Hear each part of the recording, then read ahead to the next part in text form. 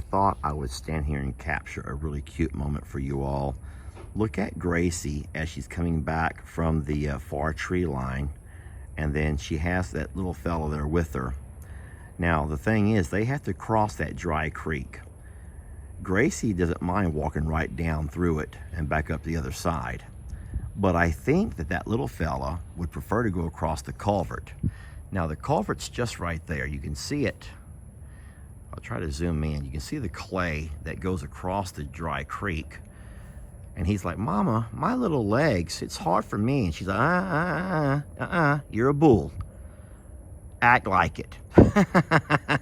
You're a bull, now act like it. We're gonna walk up and see the fresh hay that Dad put out, and we're gonna cross this dry creek. She goes, don't be scared of the water, and don't be scared of these white birds. No, they're not gonna hurt you. She goes, and don't show your fear. So she is in fact teaching him how to be a bull. Look, he's down in the creek. And where are you at, little fella? Keep watching. He's gonna come back up the other side. At some point, he'll find a way back up. He's gone down into the dry creek, and now we're waiting for him to come up the other side. Come on, little one, where are you? His little legs, he may have a hard time finding his way back up. Poor little guy. He was so smart in trying to go across the culvert where you don't have to go down and back up. Little short legs. Now, not to worry, there's just very minimal water running through that dry creek right now. I cannot walk away until I see him come up, though. I want to watch him come on up. So Gracie's already down and back up. She's over on this side of the creek. I couldn't tell that at first, but now I can see where I've mowed, and she's standing in the mowed pasture. So she's already down and back up. I don't know where he's at. I saw him walk down. I did not see him climb back up. Not yet. Unless I missed something. Nope, she's looking at him.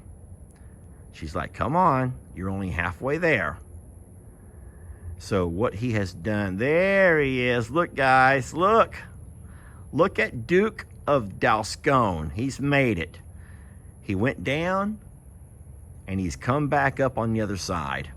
And it's little things like that that will teach him how to be a man and an eventual leader. That right there is beautiful. I love that. Duke of Dalscone. Down one side and back up the other. And he's just made his mama and many of us very, very proud. But look, now he needs a baba. Now he's worked up an appetite, and now he just has to eat. He cannot make the trek up to the hay until he has a bite to eat.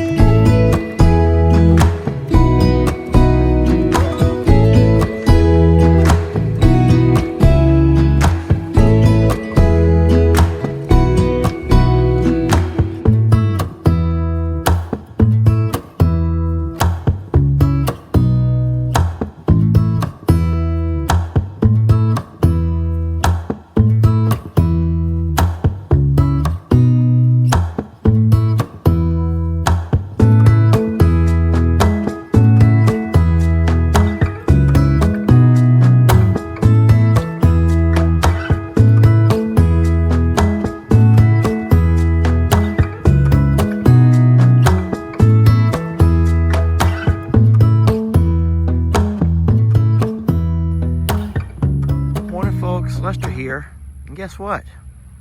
I just mowed. That's right, I just got off the big tractor, the John Deere, and I mowed, not the entire back property, but I'll tell you what, I mowed a big chunk of it. Yeah, I came out this morning and got all this lane down over here mowed all across the pasture, all the way to the dry creek. As you can see, I kind of stopped at the dry creek, and as the dry creek circles around the backside, I mowed all around through the grove of trees over here, and it looks really, really pretty. Guys, I'll tell you what, we've been so blessed this year to have gotten enough rain here at this property to where this grass is so gosh darn thick. Do y'all think that it's possible for anyone to bale hay if there's cows actually grazing on it? Because as I'm sitting here mowing and I'm just seeing all this amazing and nutritious grass, I'm thinking this could be baled. This stuff could be cut and rolled into rolls of hay or bales of hay. It could be baled. But I've never heard of that before. I've never heard of anyone baling hay if there's cows on the pasture. Normally you let your cows to the pasture after you finish baling. But I'll tell you what, not only is this pasture that thick, but yesterday we talked about this front pasture over here when I mowed it. And I said the same thing. I got off that mower and I'm having to raise that blade so high because there's just a lot of grass out there. You can see all of the grass that's turned brown now laying on top. And I'm not going to say that with cows and horses grazing it, you would ever get the same amount that you would if they were not. But what I'm saying is, even we've been so blessed that even with the cows and horses grazing it, the 23 cows that are back here, and then of course the gladiators and our horses on the front, 15 acres, there's a lot of grass. And I know you don't want to talk grass. Grass talk is boring, but it's a part of what I do, and it's a big part of our, obviously our winter crop. Everything that we get in the summer has to feed our cows throughout the winter. So here we are in the towards the middle end of August, the hottest month of the year, and I'm thinking about how much food we're going to have for the winter. But cows are doing great. Everyone's staying nice and fat and healthy. I know those feed buggies help tremendously with all of that. They provide all kinds of minerals along with any grains they may need. But man, what a blessing to have this much grass, y'all. Just what a true blessing. Okay, I will stop boring you with grass talk. Let's find something else to talk about. I'm not trying to keep talking about it, but this, friends, is the kind of stuff. But a sickle blade would come by and cut that stuff right at the ground. And then that hay, it's made to where that hay just falls right over. Then they come back over with the rake. They take all of this hay that's laying around, and that rake will push it all into a windroll, kind of like this over here. It'll go across an entire pasture and push all of that hay into a long windroll. You have multiple windrolls. Then you come by with your tractor and your baler, and you just choom, choom, choom, choom, choom, choom, choom, choom. It picks up those windrolls and puts them through that baler. And what comes out the other end is either a round roll of hay, or you can also do those rectangular bales of hay. I like the round rolls because you don't have to walk along with a truck and trailer and pick them all up. I'm filling up our water. Oh God.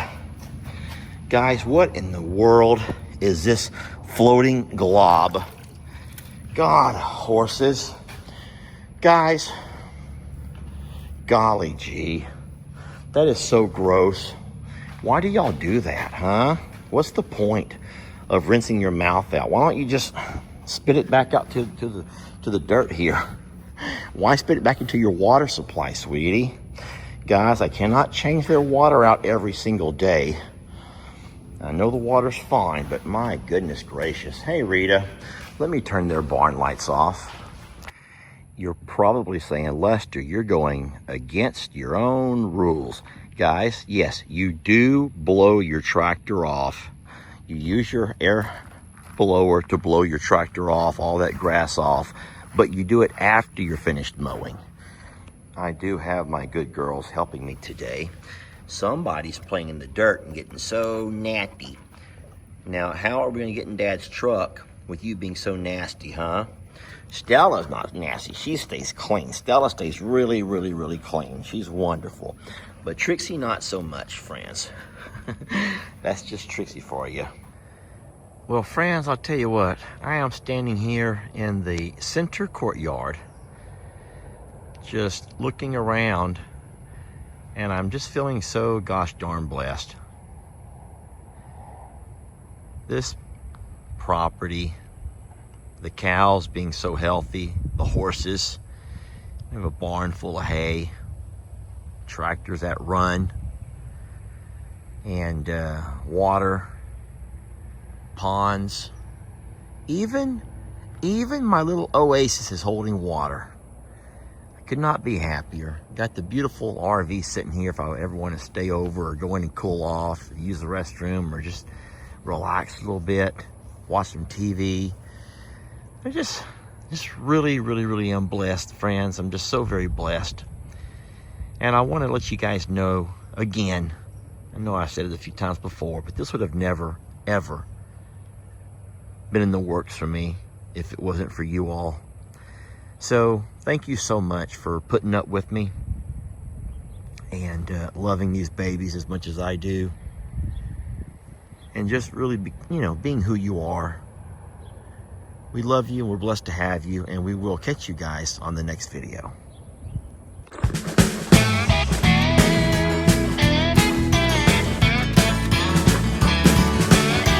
Don't let your troubles fester. Come watch Longhorn Lester. Yeah, something like that.